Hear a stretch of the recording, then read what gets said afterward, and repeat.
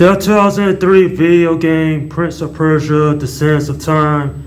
This is a good enough experience that even though it's not the best in the trilogy, I think it's the weakest.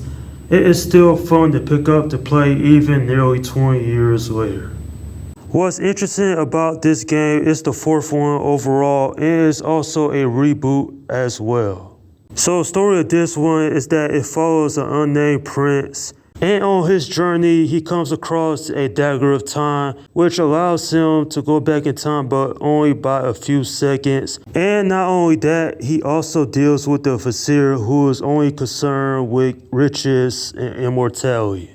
And from there, it's a video game I had a lot of fun playing growing up. This one brings back fond memories of nostalgia and how much fun I had with it when I was a teenager. And while the combat does get repetitive and the story is pretty weak in my opinion, this one has more pros than it does cons.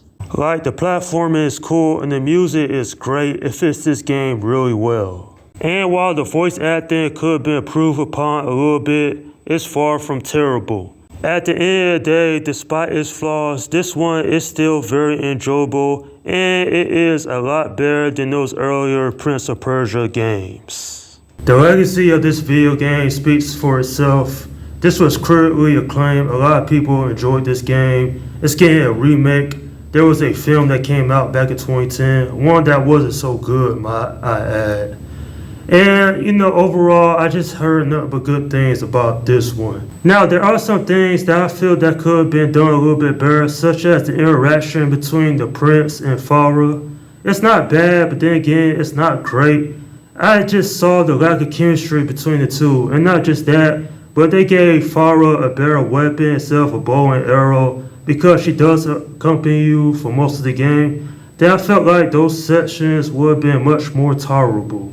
Another thing I wanted to point out is that the vizier, not that much of an antagonist to be honest.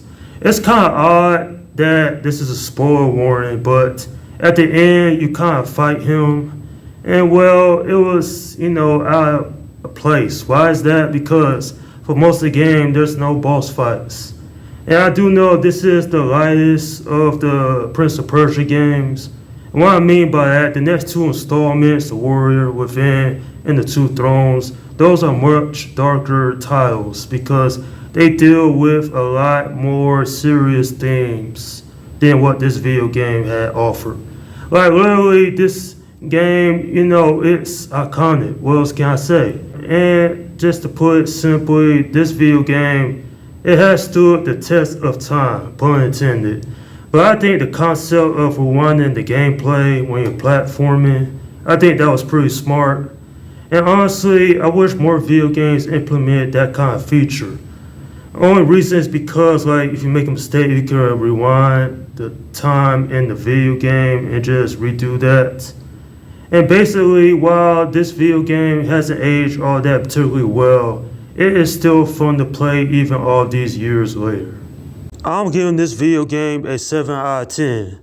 I find this one decent. It's just nowhere near as great as the next two installments are, especially with the story and the gameplay mechanics. What I found impressive about this one, it sold over 14 million copies worldwide. Ubisoft had a massive hit on their hands, and with the remake on the way, they will once again reintroduce the prince to both new and old players.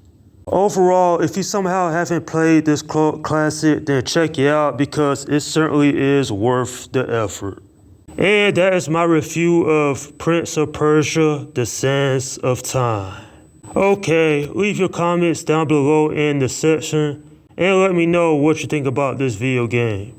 My review of Prince of Persia: Warrior Within will be happening sometime in the future. Alright, this is Slim Guy 172 saying peace out.